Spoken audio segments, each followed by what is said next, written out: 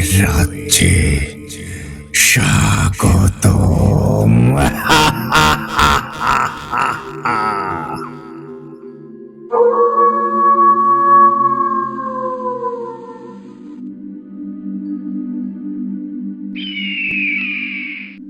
আসসালামু আলাইকুম বন্ধুগণ, সবাইকে স্বাগতম জানাচ্ছি ভোতাড্ডার আরও একটি নতুন এপিসোডে। আর বরাবরের মতোই আপনাদের সাথে আছি আমি, ইমরান ইসখান। আজকে কিন্তু আপনাদের জন্য বিশেষ একটা ঘটনা নিয়ে উপস্থিত হয়েছি। আপনাদের পছন্দের একটা ক্যারেক্টার আব্বাস হুজুরের ঘটনা নিয়ে হাজির হয়েছি। হ্যাঁ, সজীব ভাইয়ের লেখা আব্বাস হুজুরের দুর্দান্ত একটা ঘটনার প্রথম পার্ট নিয়ে আজকে হাজির হয়েছি। ঘটনাটা অনেক বেশি লং হওয়ার কারণে সজীব ভাই আমাদেরকে ২ পর্বে শেয়ার করবে বলে ঠিক করেছেন। আর সেই ধারাবাহিকতায় আজ আপনারা প্রথম পর্ব শুনতে চলেছেন। আশা করছি আজকের ঘটনাটি আপনাদের অনেক অনেক বেশি ভালো লাগবে।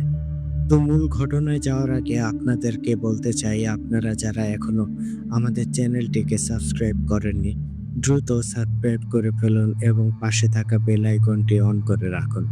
এর ফলে আমাদের পরবর্তী সকল আপডেট সবার আগে আপনাদের কাছে পৌঁছে যাবে। আর আপনারাও যদি আমাদেরকে ঘটনা পাঠাতে চান, সেই ক্ষেত্রে আপনাদের কাছে ২টি ওয়ে আছে। প্রথমত, আপনারা সরাসরি আমাদেরকে হোয়াটসঅ্যাপে নক দিতে পারেন। আর আমাদের হোয়াটসঅ্যাপ নাম্বারটি আমাদের ডেসক্রিপশন বক্সে অথবা কমেন্ট বক্সে প্রিন্ট আপ করা আছে। এছাড়াও আপনাদের সুবিধার্থে আমি হোয়াটসঅ্যাপ নাম্বারটি অবশ্যই স্ক্রিনে দিয়ে দেব। এছাড়াও আপনারা কিন্তু চাইলেই আমাদেরকে ইমেলের মাধ্যমেও ঘটনা পাঠাতে পারেন। আর আমাদের ইমেল অ্যাড্রেসটি হচ্ছে bhootadda.stories@gmail.com, bhootadda.stories@gmail.com। আপনাদের জানা শোনা সেরা ভয়ঙ্কর ঘটনাগুলো আমাদেরকে লিখে কিংবা ভয়েস ক্লিপ আকারে পাঠিয়ে দিতে পারেন। তাহলে এখন আর বেশি কথা বাড়াচ্ছি না, এবার সরাসরি চলে যাচ্ছি সজীব হোসেন ভাইয়ের লেখা আব্বাস হুজুরের ঘটনায়।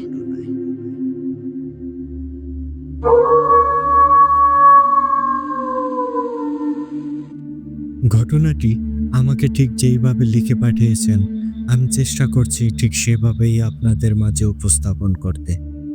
লিখছেন, আসসালামু আলাইকুম প্রিয় ইমরান ভাই ও ভোতাড্ডার সকল লিসেনার, কেমন আছেন সবাই? আশা করি আল্লাহর রহমতে সবাই ভালো আছেন। আলহামদুলিল্লাহ, আমিও ভালো আছি। আমি মোহাম্মদ সজীব হোসেন, ভোতাড্ডার একজন অ্যাডমিন ও স্টোরি রাইটার। গত সপ্তাহে আমার পাঠানো রহমত হুজুরের গয়লাম নামক জিন ঘটনাটা সবার কাছে অনেক বেশি ভালো লেগেছে। ইমরান ভাইয়ের কণ্ঠে ঘটনাটা যেন জীবন্ত হয়ে উঠেছিল। ইমরান ভাইয়ের কণ্ঠেই ঘটনা তার নিজের রূপ ফিরে পায়। মনে হয় সেই ঘটনাটা চোখের সামনেই ঘটেছে। ইমরান ভাই, আপনাকে ধন্যবাদ দিয়ে শেষ করা যাবে না। আপনি আমার ঘটনাগুলো লিসেনারদের সুন্দরভাবে পড়ে শোনান। আশা করি লিসেনাররাও আপনার কণ্ঠে ঘটনা শুনতে ভালোবাসে। আজ আমি আব্বাস হুজুরের ঘটনা নিয়ে হাজির হয়েছি। আজকের ঘটনাটা অনেক বেশি ভয়ঙ্কর হতে চলেছে। আজকের ঘটনাটা লিসেনারদের ভয়ের অন্যরকম অনুভূতি জাগাবে। তাহলে চলুন শুনে আসি আব্বাস হুজুরের ঘটনা আর হারিয়ে যাই ভয়ের রাজ্যে। বলছেন আব্বাস হুজুর। আল্লাহর দয়ায় ও অশেষ রহমতে আমি সামান্য কিছু জ্ঞান অর্জন করেছি। আমি আমার এই সামান্য জ্ঞান দিয়েই মানুষের উপকার করার চেষ্টা করি। জানি না কার কতটুকু উপকার করতে পেরেছি, তবে আমি আমার সর্বোচ্চ দিয়ে চেষ্টা করি উপকার করার। আল্লাহ আমাকে অত্যাধিক কিছু জ্ঞান দান করেছেন, যার কারণে আমি অদৃশ্য জগতের কিছু বুঝতে পারি। এই অদৃশ্য জগৎ বড়ই রহস্যময়। এই রহস্য আল্লাহ ছাড়া আর কেউ জানে না। আমি চেষ্টা করি আল্লাহর দ্বীনের দাওয়াত মানুষের মাঝে পৌঁছে দিতে। তার জন্য আমি আমার কিছু কাছের মানুষজন নিয়ে বিভিন্ন জায়গায় তাবলীগে যাই। মানুষের মাঝে আল্লাহর দ্বীন প্রচার করি। আল্লাহর পবিত্র কালেমার বাণী মানুষের মাঝে পৌঁছে দেই। আমি চেষ্টা করি আমার মাধ্যমে যদি একজনও আল্লাহর দ্বীনের পথে ফিরে আসে, সেটাই হলো আমার কাছে সবচেয়ে বড় পাওয়া। মানুষকে আল্লাহর দ্বীনের পথে ফিরিয়ে নিয়ে আসার থেকে ভালো কাজ আর কি হতে পারে? আল্লাহ আমাদের সবাইকে হেদায়েত দিক। একদিন আমি সহ ১২ জন ৪০ দিনের জন্য তাবলিগে বেরিয়ে পড়ি। একটা মসজিদে ৩ দিন করে থাকি। আমাদের ৪০ দিন যখন শেষ হবে, তখনই ঘটে যায় একটা মর্মান্তিক ঘটনা। আমরা শেষ যেই মসজিদে ছিলাম, সেই মসজিদটা ছিল মাটির তৈরি। আর বিশেষ করে সেই গ্রামটাও ছিল অন্যরকম। সন্ধ্যার পর কোনো মানুষকেই বাইরে দেখা যায় না। এখন সেই গ্রামের একটু বর্ণনা দেওয়া যাক। আমরা যে গ্রামে ছিলাম, সেই গ্রামের একেবারে শেষের দিকে ছিল মসজিদ। মসজিদের পর কয়েকটা বাড়িঘর আছে, তারপর থেকে মাঠ। মসজিদের পিছনে একটা বাগান, আর সেই বাগানের ভেতরে একটা পুকুর আছে। পুকুরটা পরিত্যক্ত বলাই চলে, কারণ কেউ নাকি সেই পুকুরের আশেপাশেও যায় না। আর সেই বাগানে তো মানুষ দিনের বেলাতেও যেতে ভয় পায়। মসজিদের আশেপাশে কিছু বাড়িঘর রয়েছে, তবে বাড়িগুলো একটু দূরে দূরে। আর একটা জায়গা রয়েছে, সেটা হচ্ছে এই ঘটনার মূল কেন্দ্র। জায়গাটা হচ্ছে সেই বাগানের উত্তর পাশে একটা কদম ফুলের গাছ। এই কদম ফুল গাছটার বয়স অনেক। এখন ঘটনায় যাওয়া যাক। আমরা মসজিদে ২ দিন থাকি, আর একদিন পরেই আমরা চলে যাব। আর সেদিন রাতেই ঘটে যায় রহস্যময় আর মর্মান্তিক একটা ঘটনা। আমাদের সাথে এসেছিল রফিক চাচা। বয়সে আমার থেকে অনেক বড়, আমার বাবার বয়সী। আমরা রাতে এশার নামাজ আদায় করে মুসল্লিদেরকে নিয়ে বসে আল্লাহর পবিত্র কোরআন থেকে কথা বলছিলাম। কথা শেষ করে মুসল্লিরা চলে যায়। তারপর আমরা সবাই খাওয়া দাওয়া করে যে যার মতো শুয়ে পড়ি। আমার ঘুম আসছিল না। আমি তখন উঠে অজু করে এসে তাহাজ্জুদের নামাজ আদায় করি। তারপর কিছু আমল করে আমি ঘুমিয়ে যাই। আমার ঘুম ভাঙে ফজরের আজানের কিছুটা আগে। তখন আমি সবাইকে ডাক দেই, কিন্তু আমি রফিক চাচাকে দেখতে পাই না সেখানে। আমি ভাবলাম রফিক চাচা হয়তো আমার আগেই উঠে গেছে, তাই আমি আর চিন্তা করলাম না। সবাই তখন উঠে হাত মুখ ধুয়ে অজু করে আসে। আমিও অজু করে আসি। এর মাঝেই ফজরের আজান হয়ে যায়। ফজরের নামাজ আদায় করে আবারও মুসল্লিদের সাথে কথাবার্তা বলি। সবার কাছ থেকে বিদায় নেই, কারণ সকাল হলেই আমরা চলে যাব। আমরা মসজিদের ইমাম সাহেব ও মুয়াজ্জিনের থেকেও বিদায় নিলাম। ইমাম সাহেব আর মুয়াজ্জিন অনেক আন্তরিক ছিল। কথা বলার এক পর্যায়ে একজন এসে রফিক চাচার খোঁজ করে। আমরা তখন সবাই রফিক চাচাকে খুঁজতে থাকি। মসজিদ সহ আশেপাশের বাড়িতে খোঁজ নিলাম, কিন্তু রফিক চাচাকে পাওয়া যায় না। আমরা তো চিন্তায় পড়ে গেলাম, এই রফিক চাচা কোথায় গেল? শুরু হয় রফিক চাচাকে খোঁজা।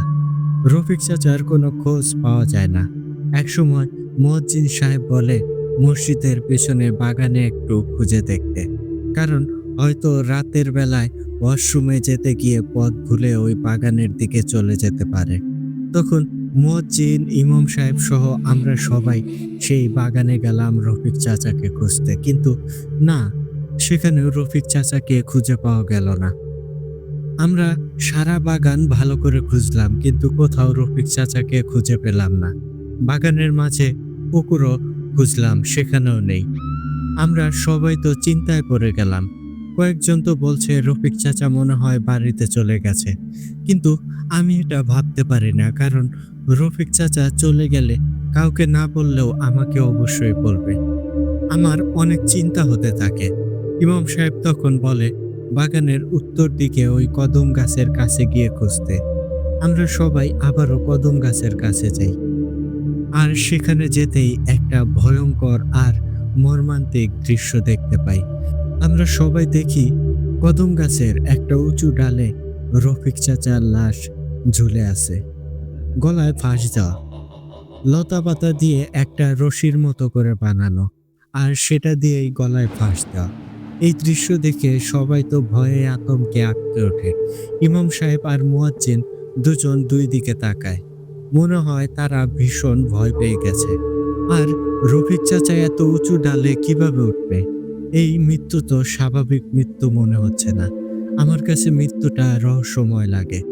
এর মাঝে গ্রামের মানুষ জেনে যায় কদম গাছে একজনের ফাঁস দেওয়া লাশ ঝুলে আছে। মানুষজন সে ভিড় জমায়। অনেক কষ্টে লাশটা নামানো হয়। লাশটার চোখ দুইটা খোলা আর মুখের মধ্য থেকে অনেকখানি জিহ্বা বের হয়ে এসেছে। চোখ মুখ কেমন ফ্যাকাশে হয়ে গেছে। আমার বুঝতে বাকি থাকে না এটা স্বাভাবিক মৃত্যু না।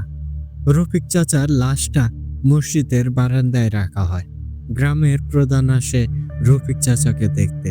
তিনি জিজ্ঞেস করে কিভাবে কি হলো, কিন্তু সেটা তো আর আমরা জানি না তার সাথে কি হয়েছে। তবে একটা জিনিস খেয়াল করলাম, গ্রামের মুরব্বী মানুষগুলো নিজেদের মাঝে কানা ঘষা করে কিসব যেন বলছে। আমি সেসব কথায় গুরুত্ব দিলাম না। গ্রামের প্রধান আবুল হোসেন আমাদের সান্ত্বনা দেয়। তিনি নিজ দায়িত্বে লাশ বাড়িতে পৌঁছে দেবে বলে জানায়। আমার সাথে যারা ছিল তারা রফিক চাচার এমন মৃত্যুতে অনেক ভয় পায়। আমি নিজেও চিন্তায় পড়ে যাই। রফিক চাচার পরিবারকে কি জবাব দেব? এর মাঝে ইমাম সাহেব আমার কাছে আসে। তিনিও আমাকে সান্ত্বনা দেন। আমি নীরব হয়ে সবকিছু শুনছিলাম। এদিকে রফিক চাচার লাশটা বাড়িতে পাঠানোর ব্যবস্থা করা হয়। তখন গ্রামের এক মুরব্বী, দেখতে অনেকটা পাগলের মতো, তিনি এসেই হইচই শুরু করে দেয়। এলোমেলো সব কথাবার্তা বলতে থাকে। তিনি বলেন, সে ফিরে এসেছে রে, সে ফিরে এসেছে, সে আবার ফিরে এসেছে। আবারও মৃত্যুর মিছিল শুরু হবে। আর ওকে আটকানো যাবে না। সবাই পালা, পালা এখান থেকে। কেউ আর বাঁচবি না, কেউ আর বাঁচবি না, পালা। এই কথাগুলো বলেই সেই পাগল গোছের মুরব্বীটা চলে যায়। তার এসব কথা শোনা মাত্র সেখানে উপস্থিত মানুষের মধ্যে একটা আতঙ্ক ছড়িয়ে পড়ে। উপস্থিত বয়স্ক লোকগুলো কানা ঘষা শুরু করে। আমি তখন ইমাম সাহেবের কাছে যাই। ইমাম সাহেব নিজেও কেমন আতঙ্কগ্রস্ত হয়ে যায়। আমি ইমাম সাহেবকে বলি, হুজুর, ওই পাগলটা কি বলে গেল? আর তার কথা শুনে মানুষগুলো কি বলা বলি করছে? আসলে কাহিনীটা কি? আমাকে একটু বলবেন? রফিক চাচার মৃত্যু কিন্তু আমার কাছে স্বাভাবিক মনে হচ্ছে না। আর এই মৃত্যুর পেছনে নিশ্চয়ই অদৃশ্য শক্তির হাত আছে। আমার কথা শুনে ইমাম সাহেব ভীত হয়ে যায়। তার চোখে মুখে ভয় আর আতঙ্ক দেখা যাচ্ছে। ইমাম সাহেব তখন আমাকে বলে, বাবা, তুমি আমার ছেলের বয়সী। তোমার কাছে কিভাবে বলবো এসব কথা? তবে আমি মনে করি তোমাকে এই কথাগুলো বলা দরকার। কারণ আমি তোমার মাঝে একটা আধ্যাত্মিক শক্তি দেখতে পেয়েছি। আমি তোমার কাছে একটা অনুরোধ রাখতে চাই। আমি চাই তুমি এখানে কিছুদিন থাকো। আমার বিশ্বাস আল্লাহ তোমাকে এই সমস্যার সমাধান করার জন্যই এখানে পাঠিয়েছেন। আমরা লাশটা পাঠানোর ব্যবস্থা করছি। তুমি বাদে সবাই লাশের সাথে চলে যাক। আমি ইমাম সাহেবের কথা শুনে অবাক হয়ে যাই। নিশ্চয়ই বড় ধরনের কারণ এর পিছনে আছে। আমাকে সবকিছু জানতে হবে। আমি থাকতে রাজি হয়ে যাই। লাশের সাথে সবাইকে চলে যেতে বলি। আমি কয়েকদিন পরে যাব বলে তাদের জানাই। আর রফিক চাচার পরিবারকে সান্ত্বনা দিতে বলি। আমি বাড়ি গিয়ে রফিক চাচার পরিবারকে সবকিছু জানাবো। রফিক চাচার লাশ নিয়ে বাড়ির উদ্দেশ্যে রওনা দেয় সবাই। ইমাম সাহেব আমাকে এশার নামাজ পড়ে তার সাথে দেখা করতে বলে। ইমাম সাহেব আমাকে মসজিদে থাকার জায়গা করে দেয়, এমনকি খাওয়া দাওয়ারও ব্যবস্থা করে দেয়। রাতে এশার নামাজ আদায় করে আমি মসজিদে বসে থাকি। সব মুসল্লি চলে গেলে ইমাম সাহেব আমার পাশে এসে বসেন। আমার পাশে বসে ইমাম সাহেব তখন বলতে শুরু করেন একটা ঘটনা, যা ছিল খুবই রহস্যময় আর ভয়াবহ। তবে ইমাম সাহেব আমাকে পুরো ঘটনা বলতে পারেনি, কারণ পুরো ঘটনা তিনি নিজেও জানেন না। আমি ইমাম সাহেবের ভাষায় বলছি। ইমাম সাহেব তখন বলেছিল, আমার বয়স এখন ৭৫ বছর। আর ঘটনাটা ঘটেছিল ৬০ বছর আগে। মহান মুক্তিযুদ্ধের আগের ঘটনা এটা। এই ঘটনার সাথে আমার বাবা জড়িত ছিল। আমার বাবাও এই ঘটনায় মারা যায়। আমার বাবা ছিল একজন নামকরা মৌলানা। আমার বাবার নাম মৌলানা দেলোয়ার। সবাই দেলোয়ার মৌলানা বলেই তাকে চিনত। আমার বাবা একজন কোরআনের হাফেজ ছিল। খুবই আমলদার মানুষ ছিল তিনি। মানুষের যে কোনো বিপদে তিনি সবার পাশে থাকতেন। আমি ছোট থেকেই দেখেছি বাবা গ্রামের মানুষকে অনেক সম্মান করত। আর মানুষজনও বাবাকে অনেক সম্মান করত। আমার বাবা মৌলানার পাশাপাশি একজন রাকিও ছিলেন। অনেক শক্তিশালী জিন শয়তানকে বাবা পরাস্ত করেছেন। বাবার এই সব কাজে কোনো জিন সাহায্য করত না। বাবার কাছে কিন্তু অনেক জিন আসতো, কিন্তু তিনি কখনোই সেই সব জিনেদের দিয়ে নিজের কাজ করাননি। তিনি সব কিছু করত কোরআনের আয়াত দিয়ে। তবে শুধু একবার বাবা জিনেদের সাহায্য নিয়েছিল, কারণ সেই বিষয়টা ছিল খুবই জটিল। আর এই ঘটনাটার মূল কারণ হলো এটাই। আমার এখনো মনে আছে বাবার সেই রক্তমাখা শরীর, নাক মুখ দিয়ে রক্ত পড়া, সবকিছু এত বছর পরও নতুন করে চোখের সামনে ভেসে উঠেছে। আমাদের গ্রামের প্রধান ছিল হাকিম আলী। তিনি মোটামুটি ভালো মানুষ ছিলেন। আসলে তাকে ভালো বা খারাপ কোনোটাই বলা যায় না। মোটামুটি ধরনের মানুষ ছিলেন। তবে তিনি আমার বাবা দেলোয়ার মৌলানাকে অনেক মেনে চলতেন। একদিন হাকিম সাহেব আমার বাবার কাছে লোক পাঠায়। বাবা তখন বাড়িতে ছিলেন না। হাকিম সাহেবের পাঠানো লোক বলে হাকিম সাহেব খুবই অসুস্থ, বাবা যেন তাকে একবার দেখে আসে। হাকিম সাহেব বাবার সাথে দেখা করতে চায়। কথাটা বলেই সেই লোকটা চলে যায়। বাবা বাড়িতে আসলে আমি বাবাকে জানাই হাকিম সাহেব লোক পাঠিয়েছিলেন তার সাথে দেখা করতে বলে গেছেন। তিনি নাকি অনেক অসুস্থ। বাবা তখন দেরি না করে হাকিম সাহেবের বাড়িতে যান। সেখানে গিয়ে হাকিম সাহেবকে দেখেই তো তিনি অনেক অবাক হয়ে যান, কারণ একজন মানুষের এমন অবস্থা হলো কি করে। বাবা হাকিম সাহেবের কাছে যান, তার মাথায় হাত বুলিয়ে দেন। হাকিম সাহেব কোনো কথা বলতে পারে না। বাবার আধ্যাত্মিক জ্ঞান ছিল প্রখর। তিনি অল্পতেই খারাপ কিছুর উপস্থিতি বুঝতে পারতেন। বাবা হাকিম সাহেবের বাড়িতে একটা ভয়ঙ্কর কিছুর উপস্থিতি টের পেয়েছিলেন, কিন্তু বাবা সেটা কাউকেই বুঝতে দেননি। বাবা কিছু দোয়া করে হাকিম সাহেবের শরীরে ফু দেয়, পানি পড়া আর তেল পড়া দিয়ে চলে আসে। বাবা হাকিম সাহেবের ছেলেকে বলে তিনি আগামীকাল আবারও আসবে, তখন একটা কিছু ব্যবস্থা করবে। হাকিম সাহেবের ছেলে বাবাকে জিজ্ঞেস করে কি হয়েছে। বাবা তখন কিছু বলেন না, পরে সব জানাবে এটা বলেই চলে আসেন। বাবা তাড়াতাড়ি চলে আসার কারণ হলো বাবা সেখানে থাকতেই পারছিল না। বাবার খুবই সমস্যা হচ্ছিল। এমন সমস্যা বাবার আগে কখনোই হয়নি। বাবা বাড়িতে এসেই বমি করে। আমি তখন নিজে বাবার মাথায় পানি দেই। তারপর বাবা কিছুটা সুস্থ হয়। আমি বাবাকে বলি তার কি হয়েছে। বাবা জানায় হঠাৎ করেই তার মাথা ঘুরছে, তাই বমি হয়েছে। সেদিন আমি বাবাকে খুব চিন্তা করতে দেখেছিলাম। আমি দেখেছি বাবা সেদিন দিনের বেলাতেও অনেক আমল করছিল। রাতে এশার নামাজ আদায় করে বাবা বাড়িতে আসে। বাবার চোখ মুখ কেমন ভয়ার্ত অবস্থায় আছে। বাবার এমন ভয়ার্ত চেহারা আমি আগে কখনোই দেখিনি। সেই সময় আমার বয়স 15 বছর ছিল। আমি তখন সবকিছু বুঝতাম। বাবা সারা রাত ধরে অনেক আমল করে। হঠাৎ মাঝরাতে খবর আসে হাকিম সাহেবকে খুঁজে পাওয়া যাচ্ছে না। বাবা এই খবর শুনে আরো ভয় পেয়ে যায়। তিনি সেই রাতেই হাকিম সাহেবের বাড়িতে যায়। হাকিম সাহেবকে খোঁজা শুরু হয়। বাবা হাকিম সাহেবের ছেলের কাছে জিজ্ঞেস করে কিভাবে কি হলো। হাকিম সাহেবের ছেলে তখন জানায়, রাতের বেলায় আমি বাবার ঘরেই ছিলাম।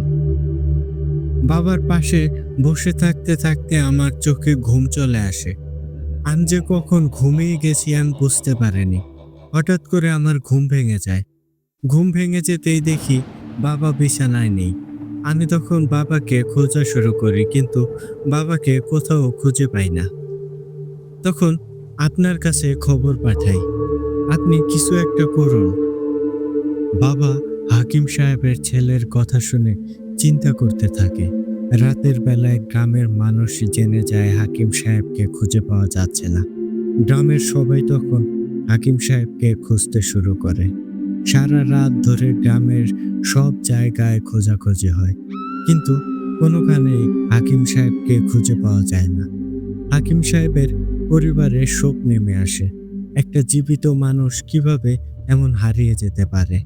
বাবা কিছু একটা বুঝতে পেরেছিল। বাবা তখন হাকিম সাহেবের ছেলেকে বলে, তোমার বাবার এমন হারিয়ে যাওয়ার পেছনে অবশ্যই একটা রহস্য আছে। আমি সঠিক জানি না তোমার বাবার কি হয়েছে আর তিনি এখন কোথায় আছে, তবে আমি বুঝতে পারছি তোমার বাবার সাথে যা হয়েছে সেটা মোটেও ভালো কিছু হয়নি। তোমার পরিবার অনেক বড় বিপদের সম্মুখীন হতে যাচ্ছে। আমি আমার অভিজ্ঞতা থেকে সবকিছুই বলছি। তোমরা ধৈর্য ধরো আর আল্লাহকে ডাকো। তোমার বাবাকে খুঁজতে থাকো। আমি দেখি কি করা যায়। বাবার এইসব কথা শুনে হাকিম সাহেবের ছেলে কান্না করে দেয়। হাকিম সাহেবের ছেলে বাবাকে বলে, হুজুর, আপনি আমার বাবাকে খুঁজতে সাহায্য করুন। আপনি তো অনেক মানুষের উপকার করেন, আমাদেরও উপকার করুন। আমার বাবাকে খুঁজতে সাহায্য করুন। হাকিম সাহেবের ছেলের কথা শুনে বাবা চুপ করে থাকে। তখন বাবা বলে, তোমার বাবাকে খুঁজতে আমি সাহায্য করব, তবে এখন থেকে তোমাদেরকে সাবধানে থাকতে হবে। কারণ আমার মনে হয় কেউ শত্রুতা করে তোমাদের ক্ষতি করতে চাইছে। আমি আমার সর্বোচ্চটা দিয়ে চেষ্টা চালাবো। আমি এখন আসি, আমি দেখি কিছু জানতে পারি কিনা। বাবা হাকিম সাহেবের বাড়ি থেকে চলে আসে। এদিকে হাকিম সাহেবের খোঁজ তখনও চলতে থাকে। বাবা বাড়িতে এসে আমল করতে বসে। বাবার একটা ঘর ছিল, সেই ঘরে বসেই বাবা আমল করত। সারাদিন বাবা সেই ঘরেই ছিল। সন্ধ্যার আগে বাবা ঘর থেকে বের হয়। বাবার চেহারাটা কেমন শুকনো লাগছে, মনে হয় অনেক চিন্তার মধ্যে আছেন বাবা। বাবা কারোর সাথে কোনো কথা বলে না। মাগরিবের নামাজ আদায় করতে বাবা মসজিদে যায়। নামাজ আদায় করে বাবা বাড়িতে আসে। বাড়িতে এসে আবারও আমল করতে বসে যায়। এশার নামাজের সময় বাবা ঘর থেকে বের হয়। এশার নামাজ বাবা বাড়িতেই আদায় করে। নামাজ আদায় করে বাবা আমাকে তার আমল করার ঘরের দিকে নিয়ে যায়। বাবা কিছু সময় চুপ করে থেকে তারপর আমাকে বলে, শোনো, আমি তোমাকে কিছু কথা বলতে চাই। আমার এই কথা তুমি তোমার মা বা কাউকেই বলবে না। তুমি আমার একমাত্র সন্তান।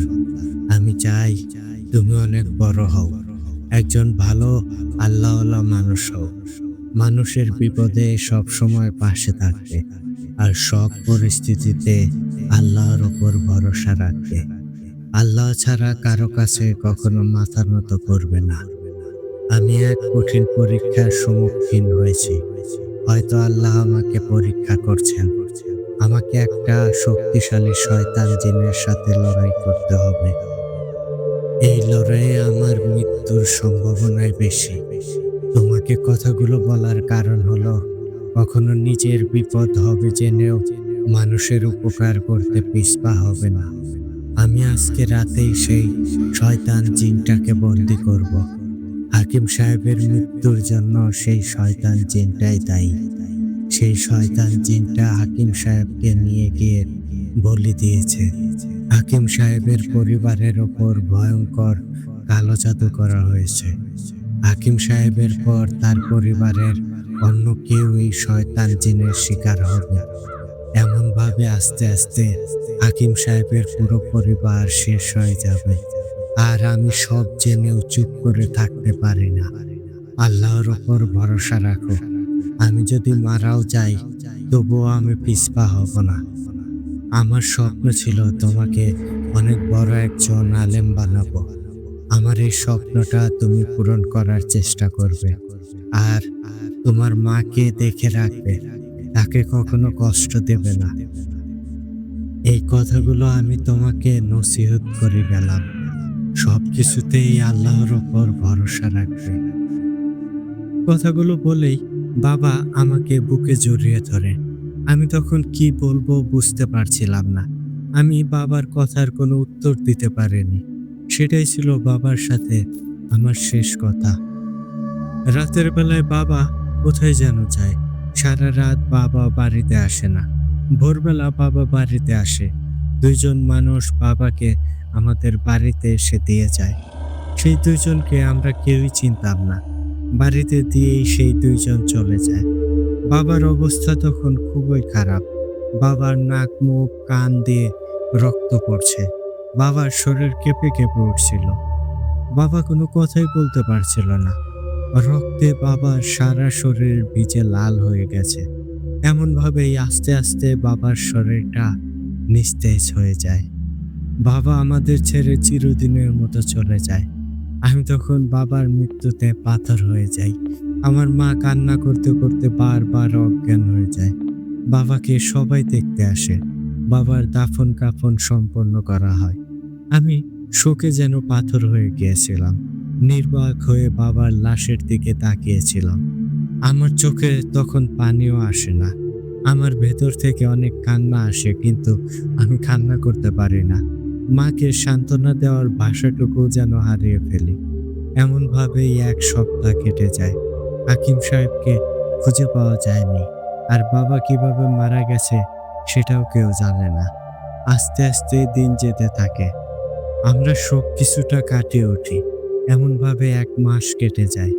এক রাতে আমি তাহাজ্জুদের নামাজ আদায় করার জন্য উঠি। বাবা মারা যাওয়ার পর থেকে আমি বাবার সেই আমল করার ঘরেই থাকতাম। আমি অজু করে ঘরে আসি। ঘরে এসেই আমি ভয়ে আঁতকে উঠি। আমি ঘরে এসে দেখি ঘরের মধ্যে একটা মধ্যবয়স্ক সুদর্শন পুরুষ মানুষ বসে আছে। তার মুখ ভর্তি সাদা দাড়ি, পরনে সাদা আলকেল্লা।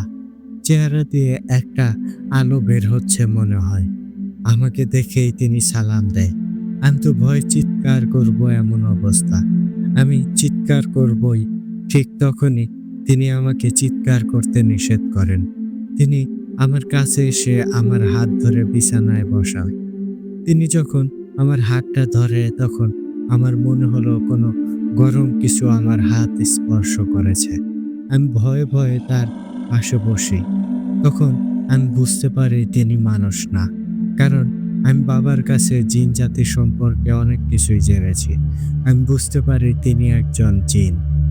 এটা মনে হতেই আমার ভয় যেন আরো অনেক গুণ বেড়ে যায়। আমি ভয়ে কাঁপতে থাকি। আমার কথা বলার মতো অবস্থা ছিল না। আমি তখন ভয়ে ভয়ে তাকে বলি, আপনি কে? আর এত রাতে এখানে কিভাবে এলেন? আপনি কি চান আমার কাছে? আমার অনেক ভয় লাগছে। আমার কথা শুনে তখন সে বলে, শোনো বাবা, আমাকে দেখে ভয় পেও না। আমি তোমার কোনো ক্ষতি করতে আসিনি। আমি তোমার বাবার সাথে থাকতাম। তোমার বাবার সাথে আমার অনেক ভালো সম্পর্ক ছিল। আমি তোমাকে আগে থেকেই চিনি। তোমার বাবার মৃত্যুতে আমি অনেক কষ্ট পেয়েছি। আমি তোমার বাবাকে নিষেধ করেছিলাম এই কাজ করতে, কিন্তু তোমার বাবা আমার কথা শোনেনি। আমি তখন মনে একটু সাহস পাই। আমার ভয় কিছুটা কমে যায়। আমি তখন তাকে জিজ্ঞেস করি, আমার বাবা কিভাবে মারা গেছে সেটা কি আপনি জানেন? আমার কথা শুনে সেই জিনটা তখন বলে, তোমার বাবার মৃত্যুর কারণ সবকিছুই আমি জানি। আমি তোমার কাছে তোমার বাবার মৃত্যুর কারণটাই বলতে এসেছি। তার কিছু অসম্পূর্ণ কাজ তোমাকে দিয়েই সম্পূর্ণ করতে হবে। আমি তখন অবাক হয়ে তাকে বলি, কি এমন অসম্পূর্ণ কাজ যেটা আমাকে দিয়েই সম্পূর্ণ করতে হবে? আপনি বলুন, আমি সবকিছু করতে রাজি আছি। আপনি আগে বলুন আমার বাবার সাথে সেদিন রাতে কি হয়েছিল? আর এই মৃত্যুর পেছনে আসলে দায়ী কে? হাকিম সাহেবকে যে হত্যা করেছে সেই তোমার বাবার হত্যাকারী। সেদিন রাতের বেলায় তোমার বাবা আমাকে ডাকেন। তোমার বাবা আমাকে হাকিম সাহেবের কথা বলেন। তোমার বাবা কখনোই আমাকে কোনো কাজের কথা বলেননি, কিন্তু সেদিন তিনি আমাকে একটা কাজ করার কথা বলেন। তোমার বাবা বুঝতে পেরেছিল হাকিম সাহেবের ওপর ভয়ঙ্কর এক কালো জাদু করা হয়েছে, আর এই কালো জাদু তার পুরো পরিবারকে শেষ করে দেবে। তোমার বাবা তখন আমাকে খোঁজ খবর নিতে বলেন, এক প্রকার অনুরোধ করেন। আমি তখন তোমার বাবার কথায় খোঁজ খবর নিতে চলে যাই, কিন্তু আমি ভয়ঙ্কর সব তথ্য জানতে পারি। আমি সবকিছু তোমার বাবাকে জানাই। আমার কথা শুনে তোমার বাবা বেশ চিন্তায় পড়ে যান, কারণ হাকিম সাহেবের পরিবারের ওপর একটা ভয়ঙ্কর ইফরিত গোত্রের জিনকে চালান করা হয়েছিল। আর এই কালো জাদু স্বয়ং ওই ইফরিত জিন নিজেই করেছে। এই ইফরিত জিন যতটা ভয়ঙ্কর ঠিক ততটাই হিংস্র। তাকে 7টা নরবলি দিয়ে আমন্ত্রণ করা হয়। একটা বয়স্ক শক্তিশালী তান্ত্রিককে দিয়ে এই ইফরিত জিনকে আমন্ত্রণ করা হয়। এই ইফরিত জিনের সাথে চুক্তি হয়, হাকিম সাহেব সহ তার পুরো পরিবারকে সে শেষ করে দেবে, আর সবার লাশ সে নিয়ে যাবে। কেউ সেসব লাশ কোনোদিনও খুঁজে পাবে না। সেই ইফরিত জিন অনেক বেশি শক্তিশালী, তাকে আটকানো অসম্ভব। তাকে আটকানো মানেই নিজের মৃত্যু ডেকে আনা। আমি তোমার বাবাকে এইসব কথা জানাই, কিন্তু তোমার বাবা সেই ইফরিত জিনকে বন্দি করার সিদ্ধান্ত নেয়। আমি তোমার বাবাকে বারবার নিষেধ করি, কিন্তু তোমার বাবা আমাকে জানায় সে আল্লাহ ছাড়া আর কাউকেই ভয় পায় না। একটা শয়তানের ভয়ে একটা পরিবারকে সে শেষ হতে দেবে না। আমি তোমার বাবাকে বলেছিলাম আমি তাকে এই কাজে কোনো সাহায্য করতে পারবো না, কারণ সেই ইফরিত জিনের কাছে আমার শক্তি অতি নগণ্য। তার সামনে আমি কিছুই না। আমি 1 সেকেন্ডও টিকতে পারবো না। সেই ইফরিত জিন ছিল সরাসরি লুসিফারের অনুসারী। ইফরিত গোত্রে তাকে লুসিফারের পুত্রও বলা হয়। আল্লাহ তোমার বাবাকে অনেক অলৌকিক জ্ঞান দান করেছিলেন। তিনি তার সিদ্ধান্তে অটল থাকেন। তিনি আমাকে পবিত্র জমজমের পানি জোগাড় করে দিতে বলেন। আমি তোমার বাবাকে জমজমের পানি জোগাড় করে দিই। তোমার বাবা মসজিদের পেছনে বাগানের ওই পুকুরটা বেছে নেয়, কারণ সেই জায়গাটা ছিল নিরিবিলি, মানুষজন সেখানে যায় না। তোমার বাবা সকল প্রস্তুতি নিয়ে গভীর রাতে সেই পুকুরের কাছে যায়। পুকুরের এক কোণায় তোমার বাবা বসে পড়ে। আমি তখন তোমার বাবার সাথেই ছিলাম। তোমার বাবা প্রথমে 2 রাকাত নফল নামাজ আদায় করে। নামাজের মধ্যে অনেক সময় ধরে সিজদাতে পড়ে থাকে। নামাজ শেষ করে তোমার বাবা কাজ শুরু করে। তোমার বাবা এমন একটা আমল জানতো যেটা করলে যে কোনো শক্তিশালী শয়তান জিন হাজির হতে বাধ্য। তোমার বাবা কাজ শুরু করার আগে আমাকে চলে যেতে বলে। আমি তোমার বাবার সাথে থাকতে চাই, কিন্তু তিনি আমাকে থাকতে নিষেধ করেন। আমি বাধ্য হয়ে চলে যাই, তবে আমি বেশি দূরে যাই না। আমি একটা নির্দিষ্ট দূরত্ব বজায় রেখে সেখানেই থাকি। তোমার বাবা সেই ইফরিত জিনকে হাজির করার জন্য আমল করতে থাকে। তোমার বাবাকে বেশি সময় অপেক্ষা করতে হয়নি। হঠাৎ করে আকাশটা কালো মেঘে ঢেকে যায়। আকাশে বজ্রপাত শুরু হয়। চারদিক থেকে ভয়ঙ্কর হুংকার ভেসে আসে। পুকুরের পানিতে ঢেউ শুরু হয়ে যায়।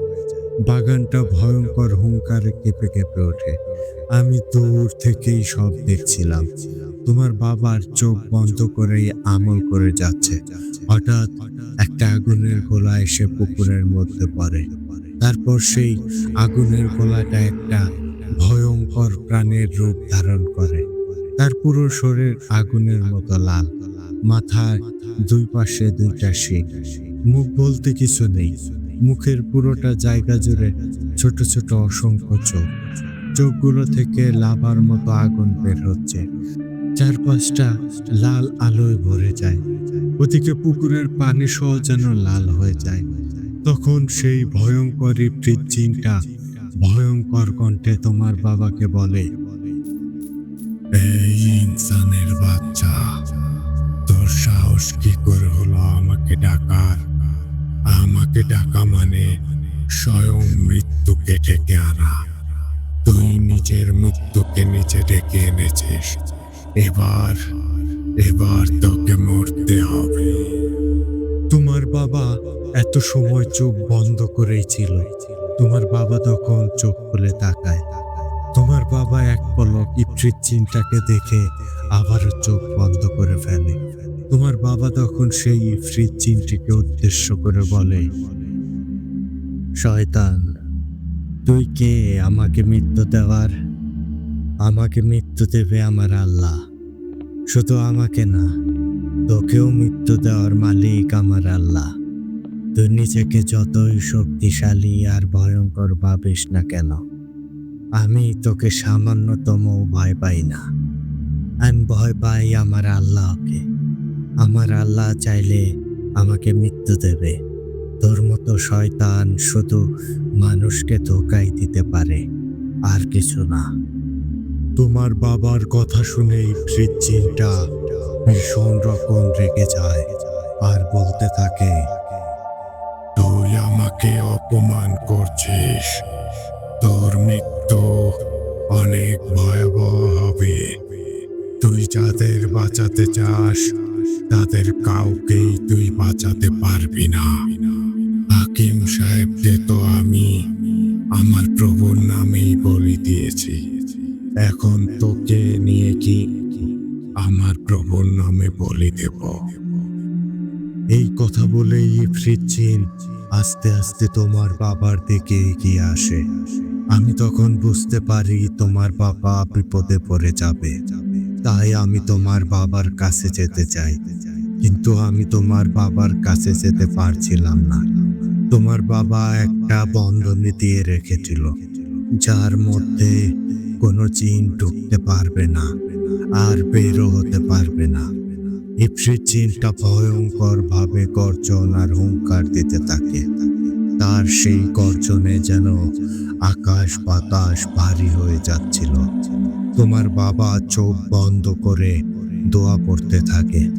এক পর্যায়ে তোমার বাবা চোখ খুলে তাকায়। তারপর জমজমের পানিতে 3 বার ফু দেয়, আর সেই পানিটা পুকুরে ছুঁড়ে মারে। সাথে সাথে ইফরিত জিনটা ভয়ঙ্কর আর্তনাদ করতে থাকে। তোমার বাবা তখন নিজের ডান হাতের 7 আঙ্গুল কেটে 1 ফোঁটা রক্ত সেই পানিতে ফেলে দেয়। তখন জিনটা আরো ভয়ঙ্কর ভাবে গর্জন করে। ইফরিত জিনটা সেখান থেকে পালিয়ে যেতে চায়, কিন্তু পারে না। তোমার বাবা দোয়া পড়তেই থাকে। একটা সময় ইফরিত জিনটা দুর্বল হয়ে পড়ে আর আস্তে আস্তে পানির নিচে চলে যায়। সবকিছু আবারও স্বাভাবিক হয়ে যায়। ইফরিত জিনটা বন্দী হয়ে যায়, কিন্তু বন্দী হওয়ার আগে ইফরিত জিনটা তোমার বাবাকে একটা বান মারে, যার ফলে তোমার বাবার নাক, মুখ, কান দিয়ে রক্ত পড়তে শুরু করে। ইফরিত জিনটা ওই পুকুরে বন্দী হয়ে যায়। তখন বন্ধনীটাও কেটে যায়। আমি তখন তোমার বাবার কাছে যাই। তোমার বাবার সারা শরীর রক্তে ভিজে গিয়েছিল। তোমার বাবা তখন আমাকে বলে,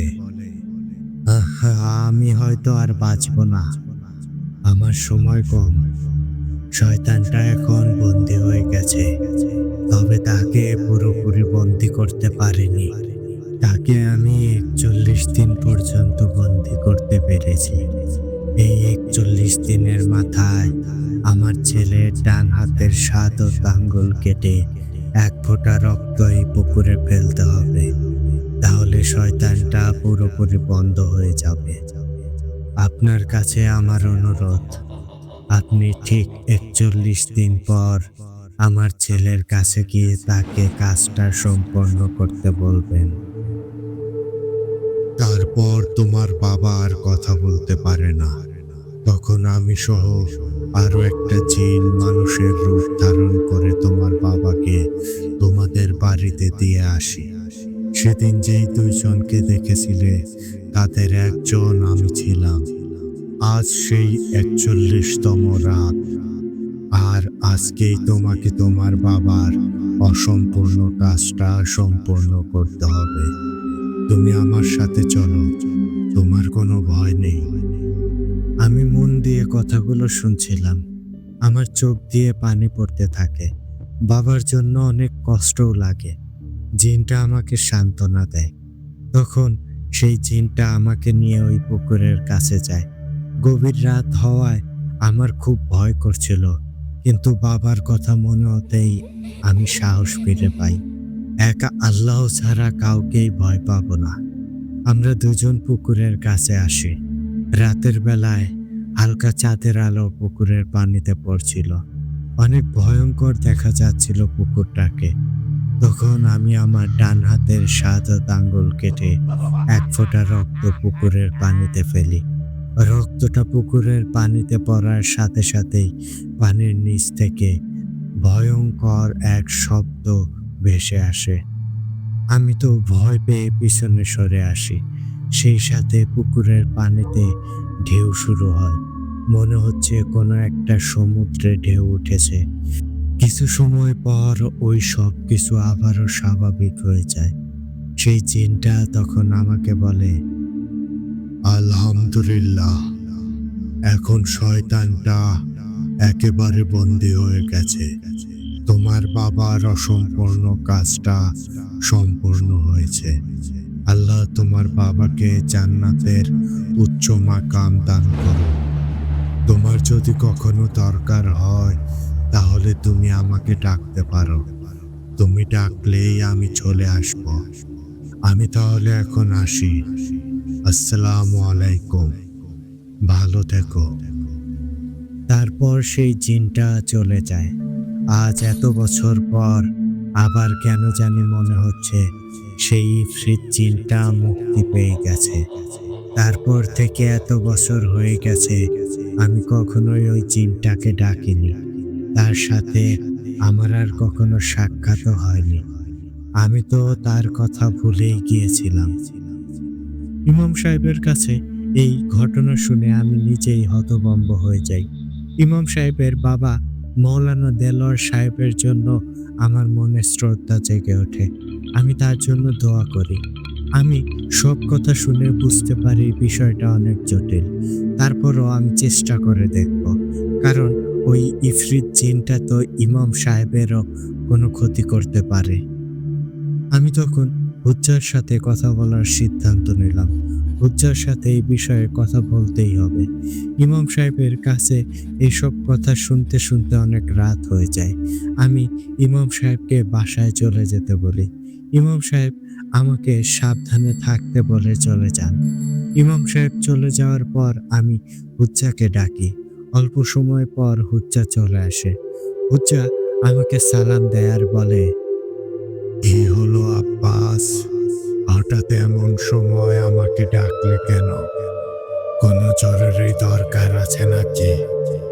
তখন আমি হুজ্জার সালামের জবাব দেই আর বলি, তোমাকে কিছু তথ্য সংগ্রহ করে দিতে হবে। একটা বড় ধরনের সমস্যা তৈরি হতে যাচ্ছে, সেটা আমাদেরকে আটকাতে হবে। একটা ভয়ঙ্কর ইফরিত জিনের মোকাবেলা করতে হবে আমাদের। তারপর আমি হুজ্জাকে সব কথা বলি। ইমাম সাহেবের বলা সব কথা হুজ্জাকে বিস্তারিতভাবেই বলি। আমার কথা শুনে হুজ্জা একটু গম্ভীর হয়ে যায়। হুজ্জা আমার কাছে ২ দিন সময় চায়। ২ দিন পর হুজ্জা আমাকে জানাবে বলে। তারপর হুজ্জা চলে যায়। হুজ্জা চলে যাওয়ার পর আমি বিষয়টা নিয়ে ভাবতে থাকি। আস্তে আস্তে রাত বাড়তে থাকে। আমি তাহাজ্জুদের নামাজ আদায় করার জন্য দাঁড়িয়ে যাই। আমি ২ রাকাত নামাজ শেষ করি। তারপর আবার যখন নামাজে দাঁড়াবো তখন আমি বাইরে থেকে একটা ভয়ঙ্কর কণ্ঠ শুনতে পাই। আর সেই ভয়ঙ্কর কণ্ঠটা আমাকে উদ্দেশ্য করেই ডাকছে মনে হলো। মুহূর্তের মধ্যেই আমার শির দ্বারা বেয়ে একটা ঠান্ডা স্রোত বয়ে গেল। আমি নামাজ ছেড়ে দিয়ে পিছনে ঘুরে তাকালাম। আর পিছনে তাকিয়েই আমি ভয়ঙ্কর এক দৃশ্য দেখতে পেলাম, যা দেখে আমার শরীরটা কেঁপে উঠেছিল। আমার মাথা ব্যথা শুরু হয়। আমি একটা ঘোরের মধ্যে যেন চলে যাই। তো ইমরান ভাই, ঘটনাটা বেশ বড় হওয়ার কারণে আজ এতটুকুই লিখে পাঠালাম। বাকিটা আমি আগামী সপ্তাহে লিখে পাঠাবো ইনশাআল্লাহ। আশা করি ঘটনাটা সবার কাছে অনেক ভালো লাগবে। সবাই ভালো থাকবেন, সুস্থ থাকবেন, আর ভোটারটার সাথে থাকবেন। ইমরান ভাই, আপনার জন্য মন থেকে দোয়া ও ভালোবাসা রইল। আসসালামু আলাইকুম। আমি মোহাম্মদ সজীব হোসাইন।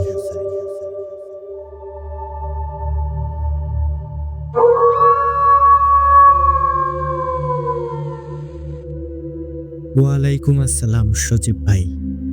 ধন্যবাদ ভাই এত সুন্দর একটা ঘটনা আমাদের সাথে শেয়ার করার জন্য। আব্বাস হুজুরের প্রত্যেকটা ঘটনায় অনেক বেশি স্পেশাল হয়। তার মধ্যে আজকের ঘটনাটা যেন ভিন্ন রকম একটা ভয়ের মাত্রা যোগ করে দিয়েছে। ঘটনার প্রথম পার্টেই আমরা যে ভয়াবহতা দেখতে পেয়েছি, আশা করি পরবর্তী পার্টে আরো দুর্দান্ত কিছু আমরা শুনতে চলেছি। তো সজীব ভাই, আমি বলবো আপনি চটজলদি এই ঘটনাটার দ্বিতীয় পার্টটিও আমাদেরকে লিখে পাঠিয়ে দিন। আমি পার্সোনালি এই ঘটনাটির জন্য অধীর আগ্রহ নিয়ে অপেক্ষা করব। তো প্রিয় লিসেনার্স, আপনাদের কাছে কেমন লেগেছে সজীব হোসেন ভাইয়ের আজকের আব্বাস হুজুরের এই ঘটনাটি? আপনারা কিন্তু অবশ্যই কমেন্ট করে আপনাদের মূল্যবান মতামত আমাদের সাথে শেয়ার করবেন। তো এই ছিল আজকের আয়োজন। চলে যাওয়ার আগে আপনাদেরকে আবারও বলবো, আপনারা যারা এখনো আমাদের চ্যানেলটি সাবস্ক্রাইব করেননি, দ্রুত সাবস্ক্রাইব করে ফেলুন এবং পাশে থাকা বেল আইকনটি অন করে রাখুন। এর ফলে আমাদের পরবর্তী সকল আপডেট সবার আগে আপনাদের কাছে পৌঁছে যাবে।